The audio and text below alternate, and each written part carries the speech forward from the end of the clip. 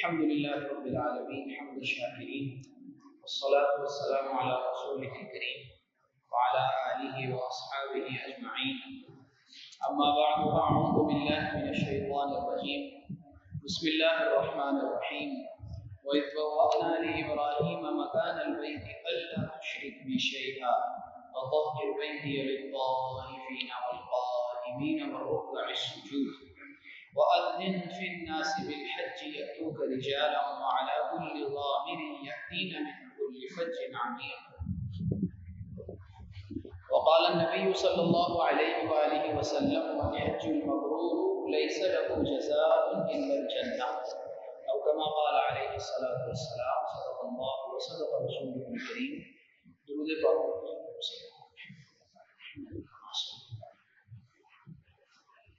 اللهم بارك.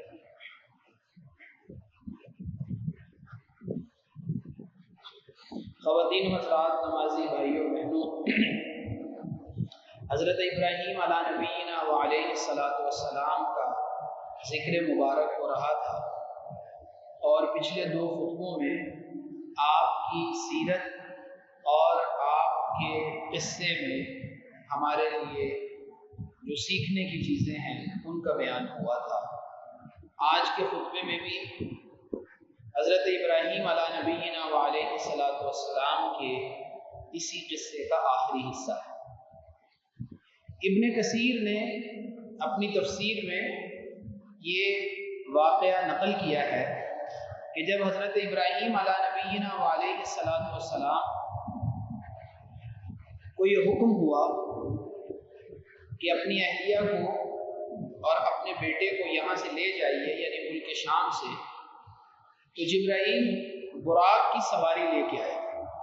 اور ان کو اس پر سوار کیا. پھر شام سے مکہ مکرمہ تک کئی جگہوں پر ابراہیم علیہ نبینا و علیہ السلام نے جبرائیل سے پوچھا کہ کیا یہ وہی جگہ ہے جہاں مجھے رکنے کا حکم ہے؟ تو انہوں نے فرمایا کہ نہیں. پھر جب یہ جگہ دیکھی جہاں مغول کے پتے اور درخت تھے اور جھاڑیاں تھیں اور کوئی آبادی نہ تھی، تو حکم ہوا کہ یہیں آپ کو رکنے کا، اپنی اہلیہ کو اور اپنے بچے کو چھوڑنے کا حکم. پھر حضرت ابراہیم علیہ نبینا و علیہ السلام نے جب اپنے بچے کو حضرت اسماعیل کو اور اپنی اہلیہ کو حضرت ہاجرہ کو وہاں چھوڑا، تو پھر جب وہ ان کی نظر سے اوجھل ہو گئے واپسی پر، تو بالکل اس وادی غیر ذی زرع، یعنی ایسی وادی جس میں بالکل کوئی کھیتی نہیں ہوتی،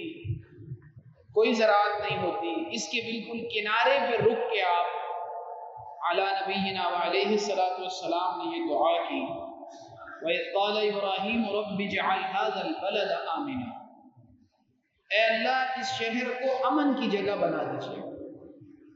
وَاجْنُبْنِي وَبَنِيَّ أَن نَّعْبُدَ الْأَصْنَامَ، اور مجھے بھی اور میری اولاد کو بھی اس بات سے محفوظ رکھیے گا کہ ہم کہیں شرک میں مبتلا ہو. ربنا انی اسکنت من ذریتی بواد غیر ذی زرع عند بیتک المحرم، اے اللہ میں نے اپنی اس ذریت کو، اپنی اولاد کو ایک ایسی وادی میں ٹھہرا دیا ہے جہاں کوئی زراعت نہیں ہوتی اور آپ کے احترام والے گھر کے پاس بسایا ہے. اس آیت سے یہ معلوم ہوتا ہے کہ حضرت ابراہیم علیہ نبینا و علیہ السلام کو اصل میں حکم یہ تھا کہ میرے محترم گھر کے پاس جا کے اپنی ذریت میں سے ایک کو ٹھہرا دو. اور اس وقت تک ہمیں ابھی حضرت اسحاق کی پیدائش نہیں ہوئی تھی. حضرت اسحاق حضرت اسماعیل سے 13 سال چھوٹے ہیں. تو اس سے معلوم ہوا کہ بیت اللہ اس وقت بھی موجود تھا. روایات میں ہے کہ حضرت آدم علیہ نبینا و علیہ السلام نے سب سے پہلے بیت اللہ کی تعمیر کی تھی. حضرت جبرائیل علیہ السلام نے ان کو بتایا تھا کہ یہ جگہ ہے جو اللہ کا پاک گھر ہے. پھر طوفان نوح کے بعد اس کے آثار ختم ہو گئے تھے اور حضرت ابراہیم علیہ نبینا و علیہ السلام کو ایک مرتبہ یہ حکم ہوا کہ اپنی اولاد کو وہاں بسا کے آئیے، اور پھر جب حضرت اسماعیل علی نبینا و علیہ الصلوۃ والسلام کچھ بڑے ہو گئے، اور بعض تاریخی روایات میں یہ آتا ہے کہ ایک مرتبہ وہ بیٹھ کے تیر بنا رہے تھے کہ حضرت ابراہیم علی نبینا و علیہ الصلوۃ والسلام ملک شام سے تشریف لائے اور اپنے بیٹے کو یہ کہا کہ مجھے اللہ سبحانہ و تعالیٰ کی طرف سے ایک اور حکم ہوا ہے۔ بیٹے نے کہا کہ بتائیے کون سا حکم ہے؟ تو فرمایا کہ وہ دیکھو وہ جو ٹیلا ہے وہ اللہ سبحانہ و تعالیٰ کا پاک اور محترم گھر ہے، اس کو بنانے کا مجھے حکم ہوا ہے۔ اس کا ذکر بھی قرآن کریم میں ہے، وَإِذْ يَرْفَعُ إِبْرَاهِيمُ الْقَوَاعِدَ مِنَ الْبَيْتِ وَإِسْمَاعِيلُ رَبَّنَا تَقَبَّلْ مِنَّا إِنَّكَ أَنْتَ السَّمِيعُ الْعَلِيمُ رَبَّنَا وَاجْعَلْنَا مُسْلِمَيْنِ لَكَ وَمِنْ ذُرِّيَّتِنَا أُمَّةً مُسْلِمَةً لَكَ وَأَرِنَا مَنَاسِكَنَا وَتُبْ عَلَيْنَا إِنَّكَ أَنْتَ التَّوَّابُ الرَّحِيمُ۔ اور اس وقت کو یاد کیجئے جب حضرت ابراہیم اور حضرت اسماعیل اللہ کے گھر کی بنیادوں کو اٹھا رہے تھے، اور اس قصے میں اور باتیں بھی سمجھنے کے قابل ہیں۔ حضرت ابراہیم علیہ نبینا علیہ الصلوۃ والسلام چونکہ بوڑھے ہیں اور اب ایک حد تک تو دیوار بنا لی ہے بیت اللہ کی، لیکن اس سے اوپر کی تعمیر نہیں ہو رہی، تو اللہ سبحانہ و تعالیٰ کی ہدایت کے مطابق ایک پتھر کے اوپر کھڑے ہوتے ہیں، اس پتھر کو اسماعیل پکڑتے ہیں اور ابراہیم علیہ نبینا علیہ الصلوۃ والسلام اس پتھر پہ کھڑے ہو کے جو باقی ماندہ دیوار کا حصہ تھا وہ بناتے ہیں۔ اور یہی وہ مقام ابراہیم ہے جس کو اللہ سبحانہ و تعالیٰ نے اتنا پسند کیا کہ دو جگہ قرآن کریم کے اندر اس کا ذکر کیا۔ ایک جگہ یہ ارشاد فرمایا وَاتَّخِذُوا مِن مَّقَامِ إِبْرَاهِيمَ مُصَلًّى، یہ ابراہیم کا مقام۔ اب ذرا اندازہ لگائیے، تمام انبیاء کرام علیہم الصلوۃ والسلام بھی اللہ سبحانہ و تعالیٰ کی مخلوق ہیں جس طرح باقی مخلوق ہے، لیکن اللہ سبحانہ و تعالیٰ کو اپنے ایک نبی کی ادا اتنی پیاری آئی ہے کہ اللہ تبارک و تعالیٰ نے ان کے نشان قدم کا ذکر اپنی قیامت تک رہنے والی کتاب میں فرمایا۔ وَإِذْ يَرْفَعُ إِبْرَاهِيمُ الْقَوَاعِدَ مِنَ الْبَيْتِ وَإِسْمَاعِيلُ رَبَّنَا تَقَبَّلْ مِنَّا إِنَّكَ أَنْتَ السَّمِيعُ الْعَلِيمُ۔ تو ایک حکم مقام ابراہیم کے بارے میں یہ دیا ہے کہ اس کو مصلی بناؤ، نماز کی جگہ بناؤ۔ چنانچہ رسول اکرم صلی اللہ علیہ وآلہ وسلم نے بالکل مقام ابراہیم کے پیچھے اس طرح کے مقام ابراہیم آگے ہو اور اس سے آگے بیت اللہ ہو، جس طرح ہمیں ترتیب بتائی جاتی ہے حاجیوں کو کہ جب آپ طواف کر لیں تو طواف کے بعد کوشش کریں کہ مقام ابراہیم کے پیچھے 2 رکعت نفل پڑھیں۔ تو قرآن کریم نے یہ حکم دیا وَاتَّخِذُوا مِن مَّقَامِ إِبْرَاهِيمَ مُصَلًّى، جب طواف کر لو تو پھر مقام ابراہیم کو مصلی بنا کے نماز پڑھو۔ اور دوسرے مقام پہ ارشاد فرمایا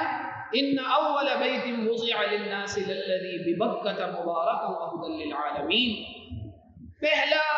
گھر جو لوگوں کے لیے بنایا گیا زمین کے اوپر وہ بکہ ہے، مکہ مکرمہ کا ایک نام بکہ ہے۔ اس آیت مبارکہ سے یہ معلوم ہوتا ہے کہ اس زمانے کے اندر پوری دنیا میں بت پرست لوگوں نے اپنے اپنے گھر بنائے ہوئے تھے،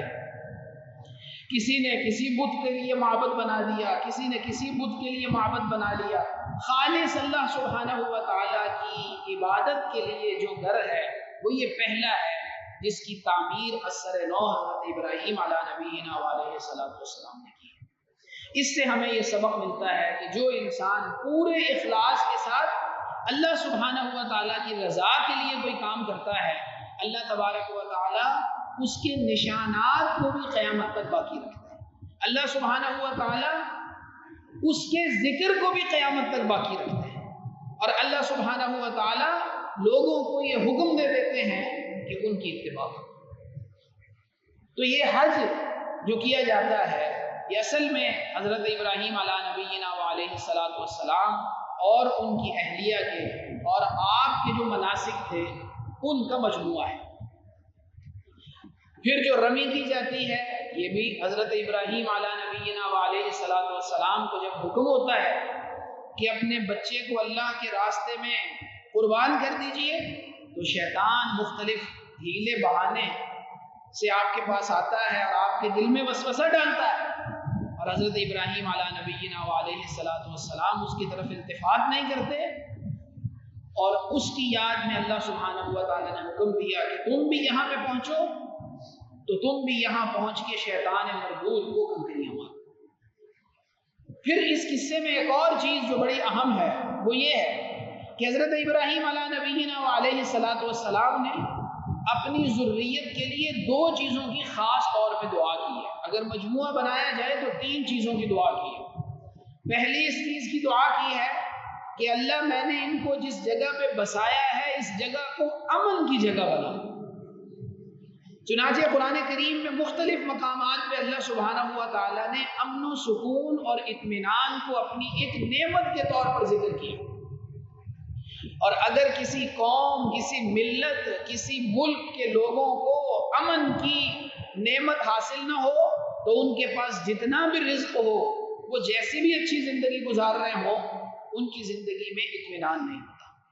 چنانچہ یہی امن ہے کہ جو قریش کو بطور نعمت جتلایا گیا ہے، فَلْيَعْبُدُوا رَبَّ هَذَا الْبَيْتِ الَّذِي أَطْعَمَهُم مِّن جُوعٍ وَآمَنَهُم مِّن خَوْفٍ، کہ اس گھر کے رب کی عبادت کرنی چاہیے قریش کو، جس نے ان کو 2 عظیم نعمتیں دی ہیں۔ ایک نعمت کیا ہے؟ بھوک میں ان کو کھانا کھلایا ہے، اور دوسری نعمت کیا ہے کہ خوف میں ان کو امن عطا کیا ہے۔ تو حضرت ابراہیم علیہ نبینا علیہ الصلوۃ والسلام نے امن کی دعا کی ہے۔ آج ہم بھی اپنے بچوں کے لیے، اپنی ذریت کے لیے، اپنے خاندان کے لیے جب کوئی دعا کریں تو سب سے پہلے امن کی دعا کرنی چاہیے۔ اپنے ملک کے لیے دعا کریں تو سب سے پہلے امن و امان کی دعا کرنی چاہیے۔ حضرت ابراہیم علیہ نبینا علیہ الصلوۃ والسلام نے ایک یہ چیز اللہ سبحانہ و تعالیٰ سے مانگی، رب اجعل هذا البلد آمنا، اے اللہ اس شہر کو امن کی جگہ بنا دیجیے۔ پھر دوسری چیز اللہ سبحانہ و تعالیٰ سے رزق مانگا۔ اور دیکھیے کہ انسان کو ہر وقت میں اللہ سے دعا کرنی چاہیے۔ اس سے ہمیں یہ بھی سبق ملتا ہے، اس سے ہمیں یہ چیز بھی سیکھنے کی ملتی ہے کہ انسان جو بھی نیک کام کرے اس نیک کام کے بعد اللہ سبحانہ و تعالیٰ سے دعا کرے اور اپنی دنیا بھی مانگے، اپنی آخرت بھی مانگے۔ حضرت ابراہیم علیہ نبینا علیہ الصلوۃ والسلام نے جہاں اپنی ملت کے لیے اور اپنے لیے یہ دعا کی کہ یا اللہ کہیں ایسا نہ ہو کہ ہم کبھی شرک میں مبتلا ہو جائیں، اور نبی کبھی شرک میں مبتلا ہو ہی نہیں سکتے، تو پھر ابراہیم علیہ نبینا علیہ الصلوۃ والسلام نے یہ دعا کیوں کی؟ اس لیے کی تاکہ میری ذریت اپنے آپ کو مجھ سے علیحدہ نہ سمجھے، میں جو دعا اپنے لیے کر رہا ہوں وہی دعا ان کے لیے کر رہا ہوں۔ تو جہاں آخرت مانگی ہے وہاں دنیا بھی مانگی ہے۔ تو پہلی چیز امن مانگا ہے، پھر دوسری چیز کیا مانگی ہے؟ ربنا انی اسکنت من ذریتی بواد غیر ذی زرع عند بیتک المحرم ربنا لیقیموا الصلاة فاجعل افئدة من الناس تهوی الیہم وارزقهم من الثمرات لعلهم یشکرون۔ اے اللہ ایسا انتظام فرما دیجئے کہ لوگوں کے دل ان کی طرف کھینچے چلے آئیں،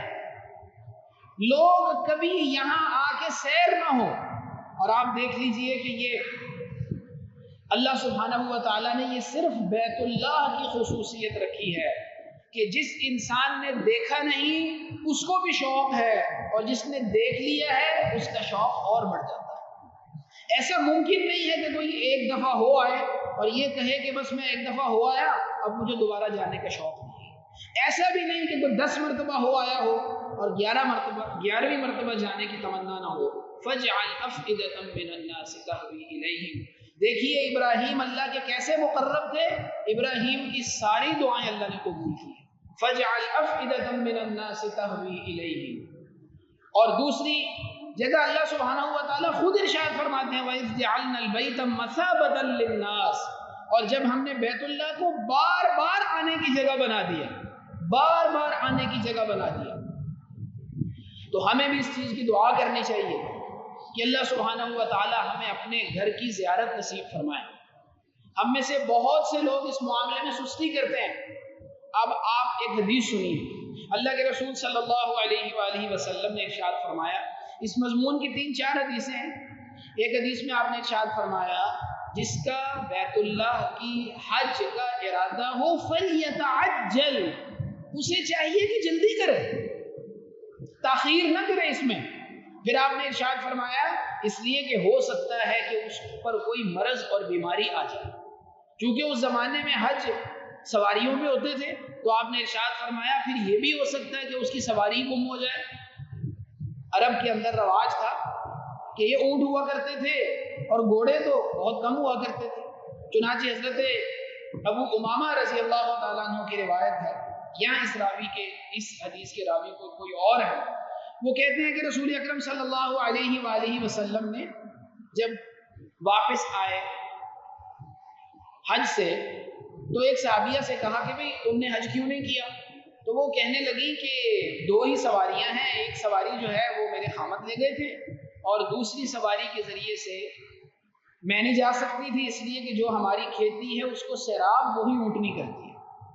یہی اسی اونٹنی کے اوپر ہل وغیرہ چلاتے ہیں۔ تو اللہ کے رسول صلی اللہ علیہ وآلہ وسلم نے ارشاد فرمایا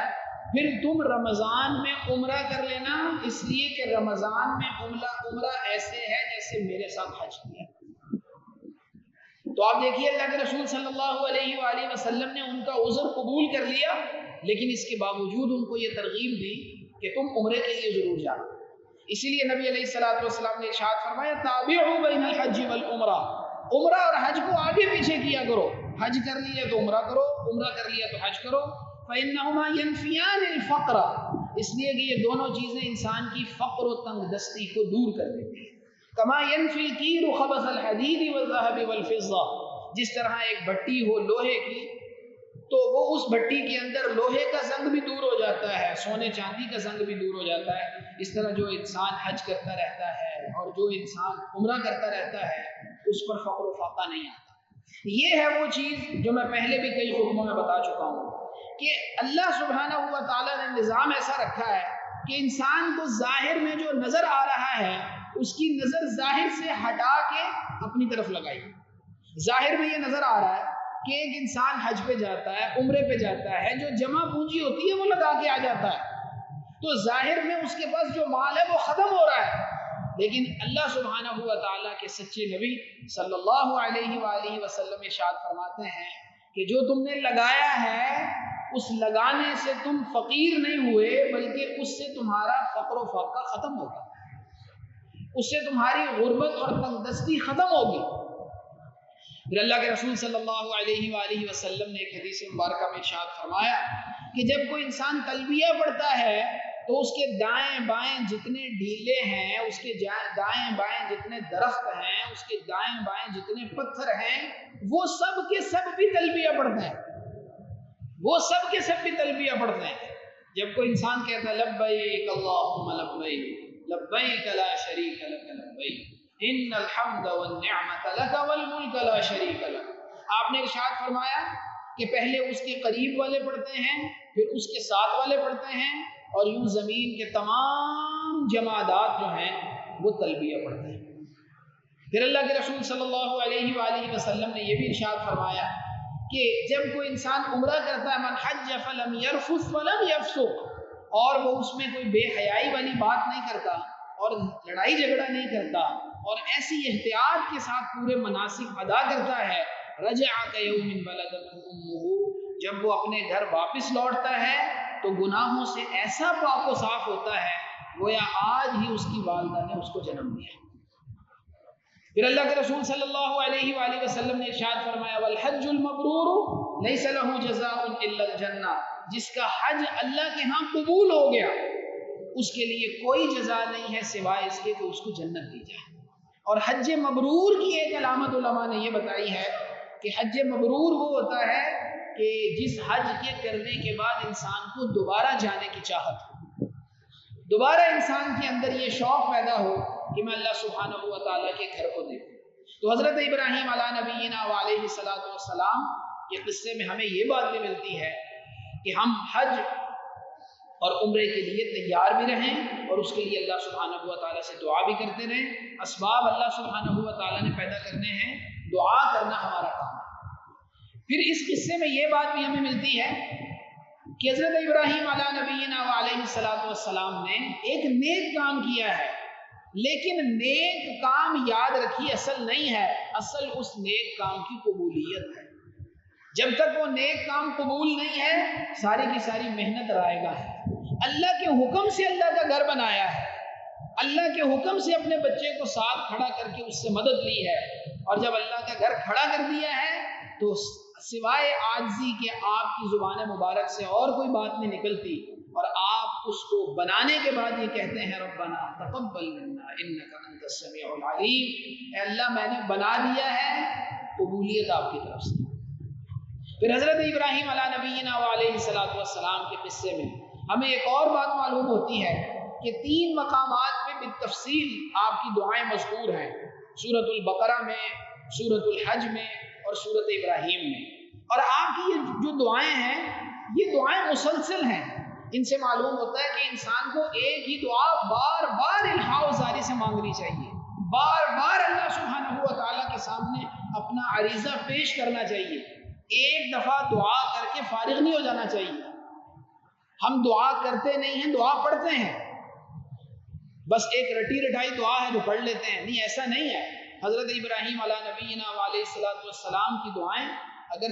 موقع تفصیل کا ہوتا تو میں تفصیل سے بتا دیتا، ایسی الحاح و زاری کے ساتھ اور عاجزی کے ساتھ اللہ تبارک و تعالیٰ سے آپ نے مانگا ہے، اور آپ نے پھر جو کچھ مانگا ہے اللہ سبحانہ و تعالیٰ نے آپ کو عطا کیا ہے۔ ہمارے لیے بھی ایک مانگنے کا دن آ رہا ہے، عرفہ کا دن، جس دن دعائیں قبول ہوتی ہیں۔ اس امت کے بڑے بڑے علماء اور صلحاء یہ کہا کرتے تھے کہ ہم اپنی دعاؤں کو عرفہ کے دن کے لیے روک کے رکھتے ہیں کہ اس دن میں دعائیں قبول ہوتی ہیں، اس دن میں اللہ سبحانہ و تعالیٰ جہنم سے نبی علیہ الصلوۃ والسلام کی امتوں کو آزاد کرتے ہیں۔ ہمارے ہاں اکثر لوگ یہ سوال کرتے ہیں کہ عرفہ کا دن کون سا ہوگا، سعودی عرب کے مطابق عرفہ کا دن ہوگا کہ پاکستان کے مطابق عرفہ کا دن ہوگا؟ تو دیکھیے اس کا تعلق چونکہ حج ہے، رمضان المبارک ہے، ہمارے جتنے اسلامی شاعر اور عبادات ہیں ان میں سے اکثر کا تعلق جو ہے وہ چاند کی رؤیت کے ساتھ ہے۔ چاند جہاں پہ نظر آئے گا وہیں پہ ذی الحجہ شروع ہوگا، جہاں پہ چاند نظر نہیں آیا وہاں پہ ذی الحجہ شروع نہیں ہوا۔ اور چونکہ اس بارے میں علماء کی دونوں طرح کی آراء ہیں، پوری دنیا میں کسی ایک جگہ چاند نظر آ جائے تو سب کے سب کے لیے وہی معتبر ہے، دوسری رائے یہ ہے کہ ہر علاقے کے لوگوں کے لیے معتبر وہی کا چاند ہے۔ تو چونکہ یہ دونوں آراء ہیں اور ہم پہلی جو دوسری والی رائے ہے اس پر عمل کرتے ہیں، ہمارے ہاں چاند نظر آتا ہے تو پھر اسلامی مہینہ شروع ہوتا ہے، تو اس اعتبار سے ہمارے لیے جو عرفہ کا دن ہے وہ اتوار کا بنے گا، اور حجاج کے لیے جو عرفہ کا دن ہے وہ کل کا بنے گا۔ اب اگر کوئی شخص احتیاط کرنا چاہتا ہے، مزید نیکی کمانا چاہتا ہے تو دونوں دن روزہ رکھ لے، دونوں دن روزہ رکھ لے، ہفتے والے دن بھی روزہ رکھ لے، اتوار والے دن بھی روزہ رکھ لے۔ عرفہ کا ایک دن کا روزہ انسان کے آئندہ 1 سال کے گناہ اور پچھلے 1 سال کے گناہوں کو معاف کروا دیتا ہے۔ تو یہ دن ہے، یہ عبادت کا دن ہے، اور ظہر سے لے کے خاص طور پہ مغرب تک کا وقت، اور اگر کسی کو یہ وقت نہیں ملتا تو کم از کم عصر کے بعد تو پھر مصلی پہ بیٹھ جائے، اللہ سبحانہ و تعالیٰ سے رو رو کے اپنی ضروریات مانگے، اور جہاں اپنے لیے مانگیں وہاں غزہ کے مظلوم مسلمانوں کے لیے بھی مانگیں، فلسطین کے مظلوم مسلمانوں کے لیے بھی مانگیں، اور اپنی جتنی ضروریات ہیں وہ اللہ سبحانہ و تعالیٰ سے مانگیں۔ حدیث پاک میں سرکار دو عالم صلی اللہ علیہ وسلم نے ارشاد فرمایا، تمہارے جوتے کا تسمہ بھی اگر ٹوٹ جائے تو وہ بھی اللہ ہی سے مانگا کرو، اور جب تم مانگو تو اللہ سے مانگو۔ تو اس لیے ہمیں اس دن کے اندر عبادت کا بھی اہتمام کرنا چاہیے۔ اللہ سبحانہ و تعالیٰ سے دعا ہے کہ اللہ تبارک و تعالیٰ ہمیں ان باتوں پر عمل کی توفیق عطا فرمائے۔ وآخر دعوانا الحمدللہ۔